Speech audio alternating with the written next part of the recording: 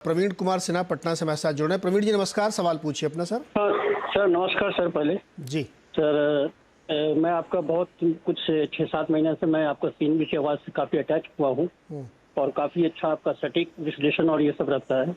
एक चीज़ सर जो मैं मिसिंग कर रहा हूँ, मैं अपना टीसीएस के शेयर के बारे में बात करूँगा। हाँ हाँ सर आजकल जो 750 की जो वीरेंद्र जी की कविता मैं मिस कर रहा हूँ आजकल।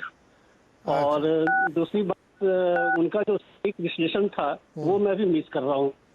दूसरी बात सर, एक और चीज है, टीसीएस का शेयर्स में बायबैक के समय में मैं लगभग 120 शेयर में ले लिया था और किसी चैनल के सुझाव पर ही मैं ले लिया था और लेने के बाद उस समय 3700-3800 का भाव चल रहा था।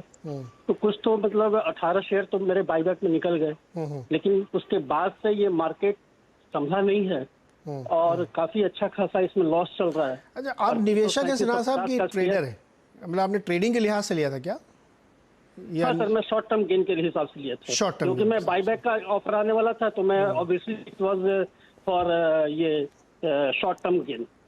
तो उसके बाद से फिर मैं मामला ये जो है ये संभल नहीं रहा है और निफ्टी इस बार 18,000 के पास भी जाने के बाद भी ये टीसीएस मैक्सिमम 3300 तक गया और उसके बाद फिर से ये आते आते 3000 के आसपास आ गए हैं। जी प्रवीण जी, मैं आपको बताता हूँ, हम लोग रोज़ सुबह जब ग्लोबल मार्केट की चर्चा करते हैं तो उसमें हम इस पिछले कुछ दिनों में हमने लगातार नैस्डैक के ज़रिए आईटी को आपको एक्सप्लेन करने की कोशिश की है और ये बताने की कोशिश की है कि दुनिया में आईटी के स्टॉक्स क्यों इतने प्रेशर में, नैस्डैक क्यों इतना प्रेशर में। 33% नैस्डैक अपने हाई से नीचे आ चुका है क्योंकि जो तरह तरह की मुश्किलें खड़ी हो रही हैं उसकी वजह से आईटी में एक प्रेशर है। आपकी जो कंपनी आपने चुनी फंडामेंटली बहुत ही स्ट्रॉग, अभी देखिए रिजल्ट भी एस्टिमेट से ज़्यादा अच्छे आए थे, उसके बावजूद स्टॉक सस्टेन नहीं कर रहा है क्योंकि ग्लोबल सेंटिमेंट इस वक्त वैसा है। तो चूंकि आपने शॉर्ट टर्म के लिए लिया था और आपके कुछ शेयर निकल गए बाईबैक में, लेकिन अभी बाकी बचे हुए हैं, तो उसमें टेक्निकली मदद लेते हैं गौरव की। गौरव, जिस प्राइस पे उन्होंने लिया था उससे तो काफ़ी नीचे है, इन्हें क्या करना चाहिए और कितने समय में इनको कम से कम जिस प्राइस पे लिया था उससे थोड़ा बहुत तो ऊपर मिले, इनको गेन मिले? क्या एवरेज भी कर सकते हैं इस प्राइस पे?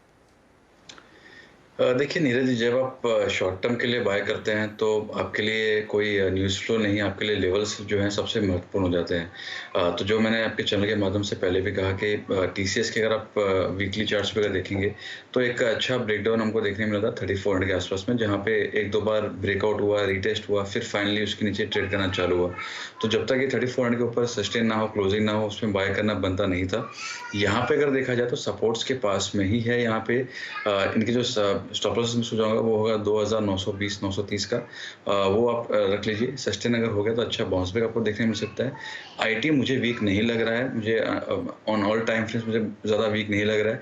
टीसीएस मैं कहूँगा it is one of the most interesting stock.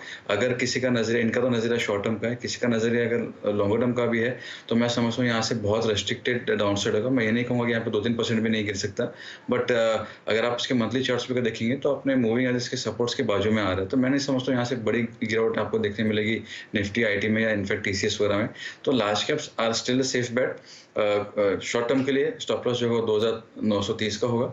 जब तक ये 3400 के ऊपर क्लोजिंग नहीं देता है, मैं मैक्सिमम जो अपसाइड के लिए प्ले करूंगा वो 3400 का ही होगा। तो प्रवीण जी 3400 तक ये जा सकता है अभी फिलहाल के लिए और स्टॉप लॉस भी उन्होंने आपको सुझाया है। आप जब भी इस तरह के शॉर्ट टर्म ट्रेड लेना जो ट्रेडिंग के साथ, तो उसमें फिर स्टॉप लॉस ज़रूर मेंटेन करिए क्योंकि ट्रेडिंग के लिए जैसे करें लेवल्स बहुत महत्वपूर्ण होते हैं, उसमें बहुत सारी खबरें उतना ज़्यादा प्ले अप नहीं होती हैं, तो ये ध्यान रखिएगा। और वीरू कमेंट्री आप 7 बजे सुनिए, हमने उनको थोड़ा सा एडवांस कर दिया, तो 7 बजे आपको बहुत जैसे पहले थी 750 वाली, वैसे एकदम 7 बजे आपको आराम से पूरी कमेंट्री सुनने को मिलेगी, ग्लोबल वाली मेरी भी सुनने को मिलेगी आपको। तो आप हमारे साथ जुड़े रहिए, बहुत बहुत शुक्रिया, आप हमारे साथ जुड़ते हैं लगातार रोज़ और आगे भी ये सिलसिला बनाए रखिएगा।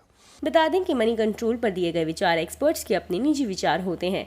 वेबसाइट या मैनेजमेंट इसके लिए उत्तरदायी नहीं है। यूजर्स को मनी कंट्रोल की सलाह है कि कोई भी निवेश निर्णय लेने से पहले सर्टिफाइड एक्सपर्ट की सलाह लें।